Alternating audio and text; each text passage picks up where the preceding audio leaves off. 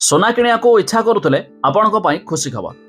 ଗତ କିଛି ଦିନରେ ହୋ ହୋ ହୋଇ ସୁନା ଦର ବୃଦ୍ଧି ପାଉଥିବା ବେଳେ ଆଜି ମଧ୍ୟ ହ୍ରାସ ଦେଖିବାକୁ ମିଳିଛି। ତେବେ ଉଭୟ 22 କ୍ୟାରେଟ୍ ଓ 24 କ୍ୟାରେଟ୍ ଦାମ କେତେ ରହିଛି, ଯାହାକି ଆମ ଓଡ଼ିଶା ମୂଲ୍ୟରେ ଯଦି ଆପଣମାନେ ମଧ୍ୟ ସୁନା କିଣିବା ପାଇଁ ଚାହୁଁଥିବେ ଜାଣି ରଖନ୍ତୁ ଦର ଆଜିର, ଯାହାକି ସେହି ଦର ଦେଇ ମଧ୍ୟ ଆପଣମାନେ କିଣିପାରିବେ। ଜାଣିବା ପୂର୍ବରୁ ଭିଡିଓକୁ ଲାଇକ୍ କରନ୍ତୁ, ସବସ୍କ୍ରାଇବ୍ କରିନଥିଲେ ଏବେ ସବସ୍କ୍ରାଇବ୍ କରି ପାଖରେ ଥିବା ଘଣ୍ଟି ଚିହ୍ନକୁ ଦବାଇ ଦିଅନ୍ତୁ। ତେବେ ଆମ ଓଡ଼ିଶା ମୂଲ୍ୟ ଅର୍ଥାତ୍ ରାଜଧାନୀ ଭୁବନେଶ୍ୱରରେ ଆଜି ସୁନା 10 ଗ୍ରାମ ପ୍ରତି 1300 ଟଙ୍କା ହ୍ରାସ ଦେଖିବାକୁ ମିଳିଛି। ତେବେ ଶୁଦ୍ଧ ସୁନା 24 କ୍ୟାରେଟ୍ର ଦାମରେ 10 ଗ୍ରାମ ପ୍ରତି 84,650 ଟଙ୍କା ରହିଥିବା ବେଳେ 22 କ୍ୟାରେଟ୍ର ଦାମରେ 10 ଗ୍ରାମ ପ୍ରତି 82,860 ଟଙ୍କା ଦେଖିବାକୁ ମିଳିଛି। ସେହିପରି MCX ଅର୍ଥାତ୍ ମୁମ୍ବାଇର ମଲ୍ଟି କମୋଡିଟି ଏକ୍ସଚେଞ୍ଜରେ ଆଜି ସୁନା 10 ଗ୍ରାମ ପ୍ରତି 1800 ଟଙ୍କା ହ୍ରାସ ହୋଇଛି।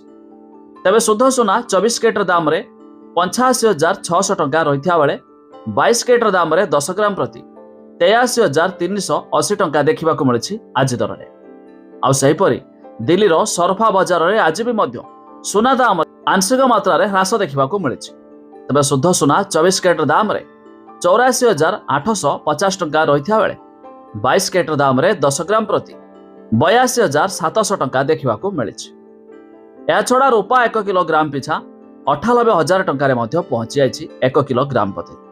ତେବେ ଯଦି ଆପଣମାନେ ଉଭୟ ସୁନା ଓ ରୂପା କିଣିବା ପାଇଁ ପ୍ଲାନ୍ କରୁଥିବେ ତେବେ ଏହି ଦର ଦେଇ ମଧ୍ୟ କିଣିପାରିବେ। ତେବେ ଆପଣମାନେ କେଉଁ ଜିଲ୍ଲାରୁ ଭିଡିଓ ଦେଖୁଛନ୍ତି ତାହା ନିହାତି କମେଣ୍ଟ କରି ଜଣାଇବେ।